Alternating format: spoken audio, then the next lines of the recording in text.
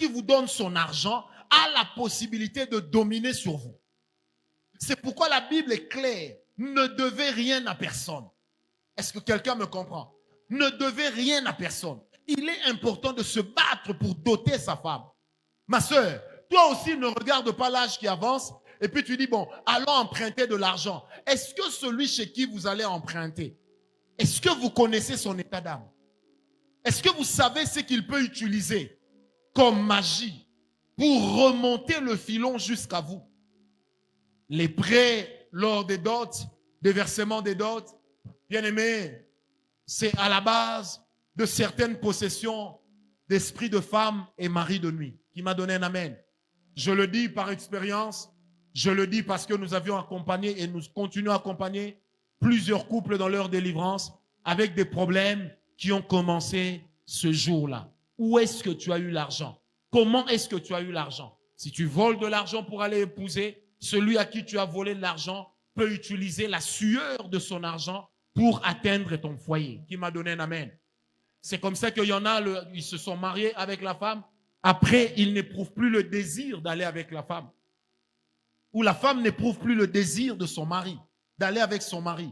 Et aujourd'hui, plusieurs couples en souffrent. Mais, vous savez, c'est un sujet qui est tellement tabou qu'on n'arrive pas à en parler. Est-ce que quelqu'un me comprend? Ma prière, c'est que, frère, tu sois responsable. Donne-moi un amen bien. Alors, vous me poserez la question de savoir, mais qu'est-ce qui se passe pour les familles ou les cultures, les traditions dans lesquelles il faut que l'homme puisse être aidé à épouser sa femme par le père? Et le père qui dit, c'est un point d'honneur dans notre famille, tu es mon fils aîné, je dois épouser pour toi la femme. Bien-aimé, si votre père le fait, il y a 3 choses que vous pourrez faire pour régler d'éventuels problèmes qui peuvent surgir. Là, nous sommes toujours comment la dot est versée. Il y a 3 choses que vous pourrez faire. La première, c'est de prendre ce qu'il donne, mais de donner ce que vous avez. Ça dit, papa dit, on a demandé 1500, je te donne 1500. Alors, toi, bats-toi aussi pour trouver 1500 et ce sont tes 1500 que tu dois aller donner. Tu peux mettre l'argent de tes parents dans la fête, mais attention à aller doter avec. Ce n'est pas parce que quelqu'un est ton père, quelqu'un est ta mère, quelqu'un est ton oncle, que forcément son esprit est pur. Qui m'a donné un amen?